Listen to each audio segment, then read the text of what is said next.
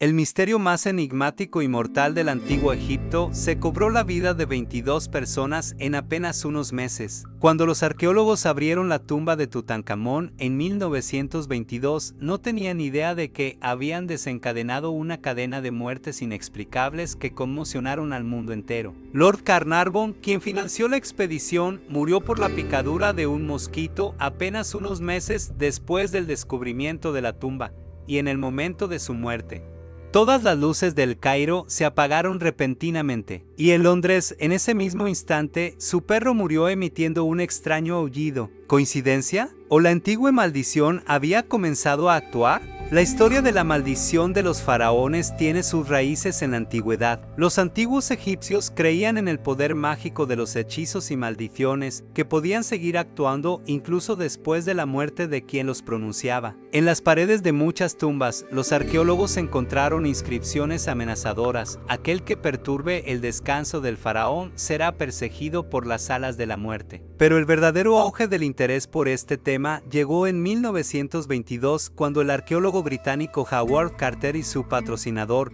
Lord Carnarvon, descubrieron la tumba prácticamente intacta del faraón Tutankamón en el Valle de los Reyes. Este se convirtió en uno de los mayores descubrimientos arqueológicos de todos los tiempos. La tumba contenía tesoros increíbles, máscaras de oro, joyas, estatuillas y objetos domésticos que debían servir al faraón en la vida después de la muerte. Sin embargo, poco después de este descubrimiento, comenzaron a ocurrir eventos extraños. Lord Carnarvon murió de una infección sanguínea después de cortarse al afeitarse. Se rumoreaba que, en el momento de su muerte, la electricidad en el Cairo se cortó inesperadamente y su perro en Inglaterra emitió un largo aullido y murió. La prensa mundial recogió inmediatamente esta historia, vinculando la muerte de Lord con la antigua maldición.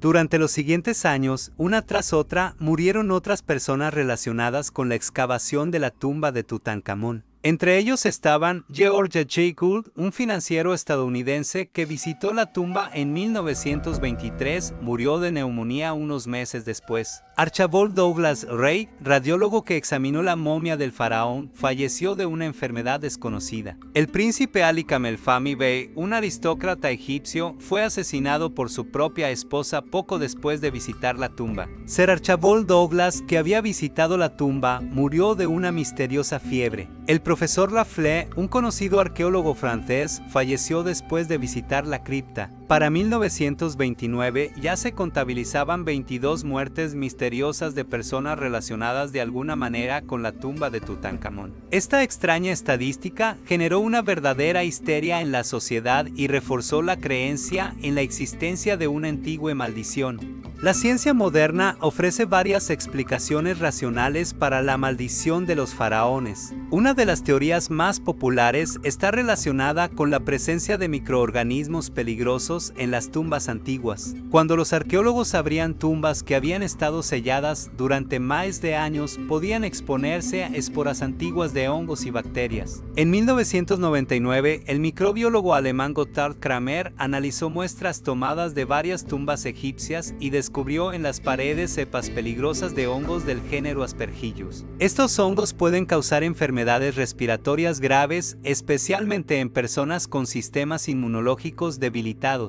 Otra teoría está relacionada con las sustancias venenosas que los antiguos egipcios podrían haber utilizado para proteger las tumbas de los ladrones. Las investigaciones han demostrado que la momificación a menudo se realizaba utilizando arsénico, mercurio y otras sustancias tóxicas. Durante miles de años, estos venenos podrían haberse convertido en polvo peligroso que se elevaba al aire cuando se abrían las tumbas. También vale la pena señalar que no todas las víctimas de la maldición murieron jóvenes o inesperadamente. Muchos de ellos eran personas mayores con enfermedades crónicas. Y el propio Howard Carter, el hombre que entró primero en la tumba de Tutankamón, vivió 17 años más después de este evento y murió a la edad de 64 años de linfoma, lo que pone en duda la realidad de la maldición.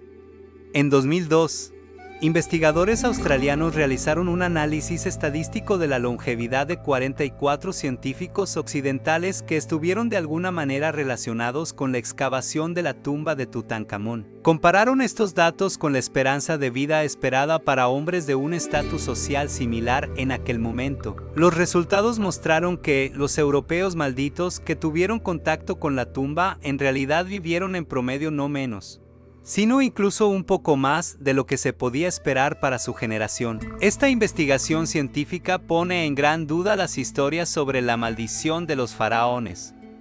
No se puede subestimar el papel de la prensa en la difusión y fortalecimiento del mito de la maldición. En la década de 1920, los periódicos competían activamente por la atención de los lectores y las historias sensacionalistas sobre maldiciones misteriosas atraían a audiencias enormes. Algunos investigadores incluso afirman que el mito de la maldición de los faraones podría haber sido deliberadamente exagerado por los periodistas. Según una versión, el escritor británico Arthur Conan Doyle, que estaba interesado en el espiritismo, contribuyó a la difusión de rumores sobre una maldición sobrenatural. También es interesante que el propio Howard Carter nunca reconociera públicamente la existencia de la maldición y se mostrara escéptico ante tales historias. Sin embargo, en sus diarios personales se encontraron notas sobre eventos extraños, sonidos incomprensibles en la tumba, ráfagas repentinas de viento que apagaban las velas y comportamientos inexplicables de animales durante las excavaciones.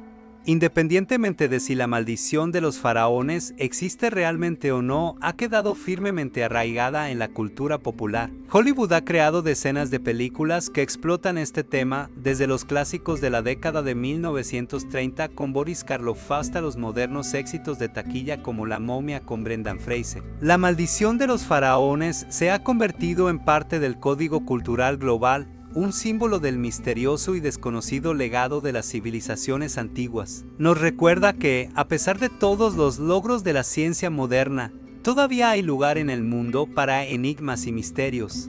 La maldición de Tutankamón no es el único caso de supuesto efecto sobrenatural relacionado con artefactos del antiguo Egipto. Aquí hay algunas otras historias conocidas. La maldición de la momia de Amenhotep. En 1912, un empresario estadounidense adquirió la momia del faraón para su colección privada. Después de esto, se arruinó, perdió a su familia y finalmente se suicidó, dejando una nota que decía: "Ella se lo llevó todo". La maldición de la estatuilla de Nefertiti. El arqueólogo alemán que descubrió el busto de Nefertiti en 1912 murió en un accidente automovilístico poco después de enviar el artefacto a Berlín. 3 miembros de su equipo también murieron en circunstancias extrañas. La maldición de la tumba KV5.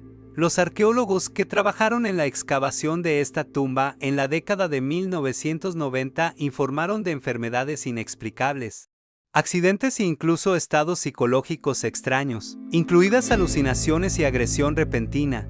Es interesante que, incluso en nuestros días, los científicos continúan encontrando nuevas explicaciones para el fenómeno de la maldición de los faraones. Investigaciones recientes en el campo de la paleopatología, la ciencia de las enfermedades de tiempos antiguos, han demostrado que muchas momias egipcias contienen rastros de patógenos peligrosos que podrían haber conservado su viabilidad durante milenios. En 2019, un grupo de microbiólogos descubrió en los vendajes de varias momias esporas de bacterias que pueden causar formas graves de neumonía. Además, los antibióticos modernos no siempre son efectivos contra estas cepas antiguas, ya que no han estado sujetas a la presión evolutiva de los medicamentos modernos. Otra hipótesis moderna está relacionada con los efectos psicosomáticos. Las personas que creían en la maldición podrían haber experimentado un fuerte estrés que debilitaba su sistema inmunológico y los hacía más vulnerables a las enfermedades. Este fenómeno se conoce como efecto nocebo, el análogo negativo del placebo, cuando la creencia en consecuencias negativas por sí misma causa problemas fisiológicos reales.